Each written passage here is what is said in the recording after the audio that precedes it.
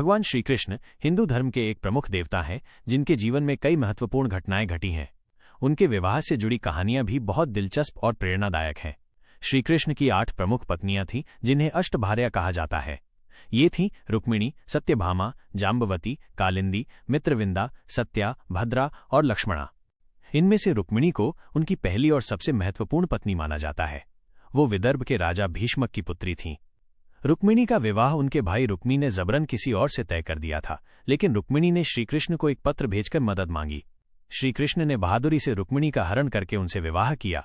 सत्यभामा नागराज सत्राजित की बेटी थीं जिनसे श्रीकृष्ण ने स्यमंतक मणि की कहानी के दौरान विवाह किया। जाम्बवती जाम्बवान की पुत्री थीं और श्रीकृष्ण ने उनसे भी स्यमंतक मणि के कारण युद्ध के बाद विवाह किया। बाकी पत्नियां भी अलग अलग राजवंशों की थीं जिनसे कृष्ण का विवाह विभिन्न कारणों और परिस्थितियों में हुआ। उदाहरण के लिए कालिंदी सूर्यदेव की पुत्री थीं और यमुना नदी के किनारे तपस्या कर रही थीं जब श्रीकृष्ण ने उन्हें देखा और उनसे विवाह किया। इन अष्टभार्या के अलावा श्रीकृष्ण ने 16,100 अन्य स्त्रियों से भी विवाह किया।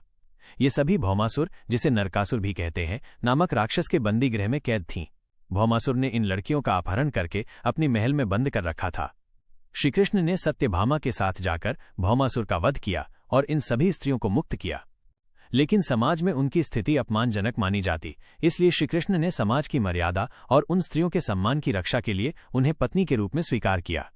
इस तरह श्रीकृष्ण का विवाह केवल प्रेम या राजनीति नहीं, बल्कि धर्म, मर्यादा और स्त्रियों के सम्मान की रक्षा के लिए भी था। उनका जीवन केवल एक राजा या योद्धा का नहीं, बल्कि एक आदर्श पुरुष का आदर्श उदाहरण है जो सभी परिस्थितियों में धर्म का पालन करता है।